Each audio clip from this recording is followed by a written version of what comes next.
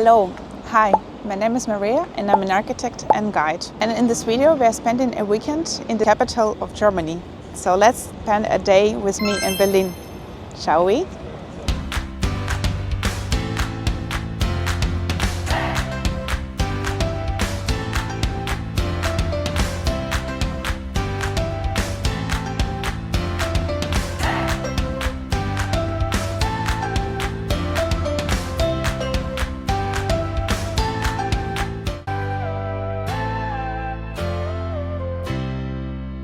It's not my first time in Berlin, and I personally like to come here and just walk around the city, enjoy cute cafes and design stores, get inspired.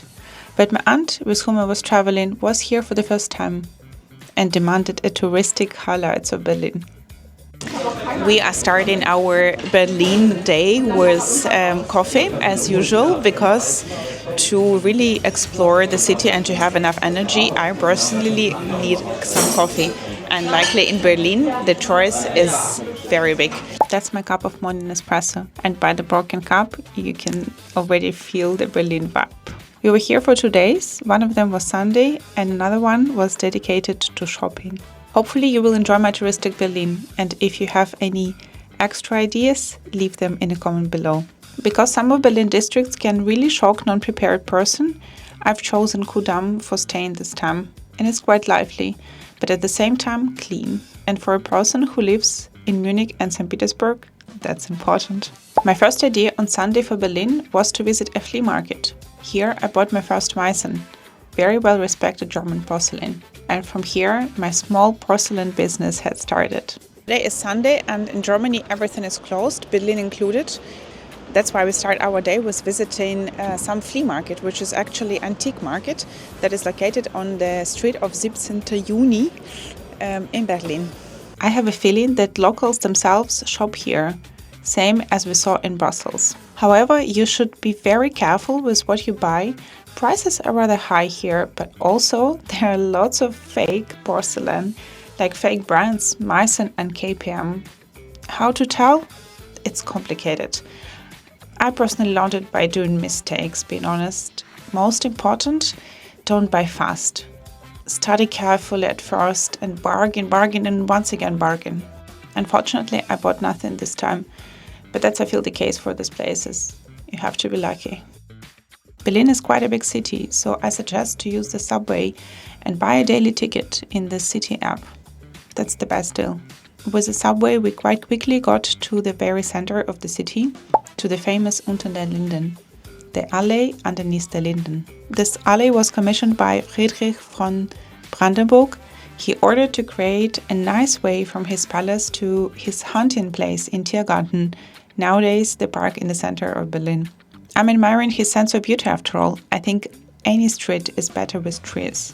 This all happened in the 17th century, and nowadays this boulevard looks slightly different, but also very representative. And at the end of the way, we see the statue of this Friedrich von Brandenburg. I wanted to show my aunt the most beautiful lady in Berlin, and we went to pay her a visit to the Neues Museum. The entrance to this museum island complex is via James Simon Gallery. It's especially interesting because James Simon is the reason why Nefertiti is in Berlin. He gave the money to Egyptian research, and in return he just wanted to have everything that would have been found for his personal collection. Among those treasures were this beautiful bust of Nefertiti. However, later he donated all of this to Berlin museums. From the architectural point of view, this museum complex is also interesting. The renovation was done by the famous British architect and the Pritzker Prize winner David Chipperfield. Needless to say that after the Second World War, buildings in Berlin were not in the best condition, museums included. They were ruined. Architect, according to the Venetian law of renovation, decided to clearly separate the new construction from the old, wounded walls. And this concept worked. Collection of museum is mostly interested for experts of those times. Unfortunately, I'm not the one of them. Are you? But each time I'm here, I'm amazed by the architecture of this museum itself. We are coming to our star, Nefertiti. Her beauty is really striking. It's a perfection, really. I don't know what she did so beautiful as she depicted on this portrait, but there are other smaller sculptures of her in this museum, and they all have this unforgettable traits of her beauty. In this museum island, there is also a museum with art from the 19th, 20th century, but we unfortunately have to go further and explore the city. For me, the TV Tower of Berlin is like Eiffel Tower for Paris.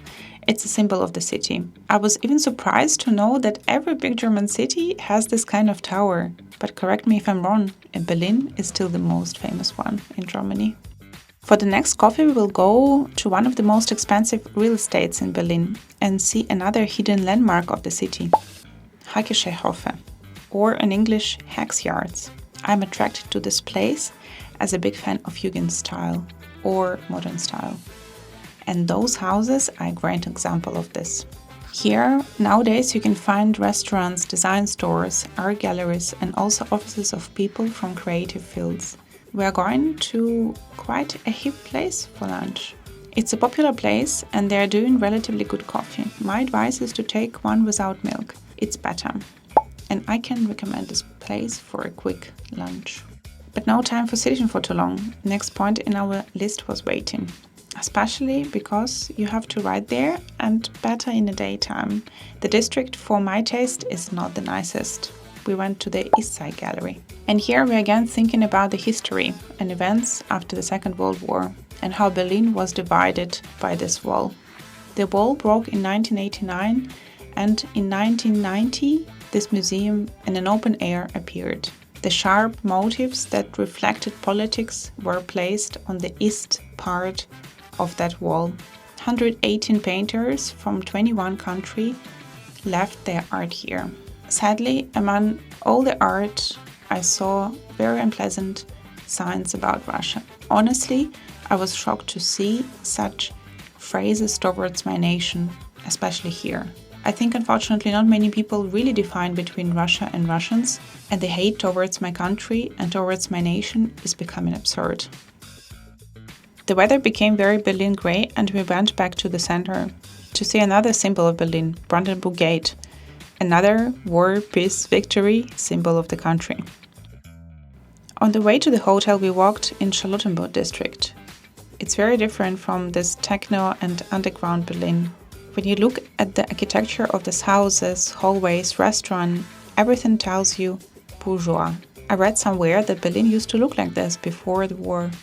And by walking along the streets, you can travel a bit in time. Next morning, I wanted to visit my favorite square in Berlin. But unfortunately for us, unfortunately for the city, there is a massive reconstruction going on here. Let's hope that the renovation will be done faster than it took to build a Berlin airport.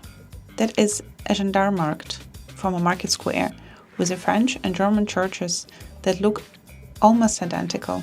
However, there is a rumor that the German church is slightly taller, but I guess that's only a rumor. So we went back to our shopping district and today will be no coffee, but we will try something very new for me, but super popular nowadays. Matcha latte. Have you tried? For me the taste was unusual, like very very strong green tea with milk. This coffee I can definitely recommend and the drink was nice. However, I'm definitely still very much an espresso girl. As I mentioned before, we wanted to do some shopping and we went for KaDeWe. This is a grand shopping center. You have to have a lot of energy and dedication coming here and I would say a big wallet. The choice of the things is insane. But let's get back to sightseeing. When you plan your Berlin visit, book the slot to visit Reichstag.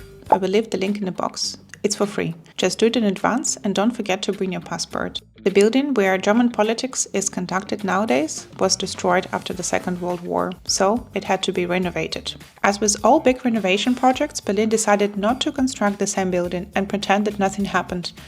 They invited world-famous architects and organized a competition. As an architect, personally, I admire this approach a lot. British architect and the Pritzker Prize winner Sir Norman Foster won this project. But there is a small architectural scandal with this competition. The thing is that according to the first Foster's proposal, Reichstag was supposed to have a flat roof, and another architect, Santiago Calatrava, suggested a cupola. After this, Norman Foster suggested another version of the project that later won the competition. Despite of all architectural rumors, the building turned out really nicely, and I think it did have a lot of meaning for the unity that is so important for German late history, and the feeling of transparency, also the value of the German politics nowadays. I wanted to finish this video differently, but here in Berlin, all my feelings about current world state just came up. Weirdly, but in this city and on top of Reichstag, one can really understand what the mess in politics can lead to. My biggest dream nowadays is a world peace. And I hope the politicians of all countries, no one excluded, rather sooner than later, will come to the same conclusion.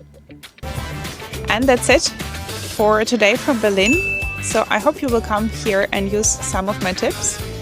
I will say thank you and until next time. Ciao!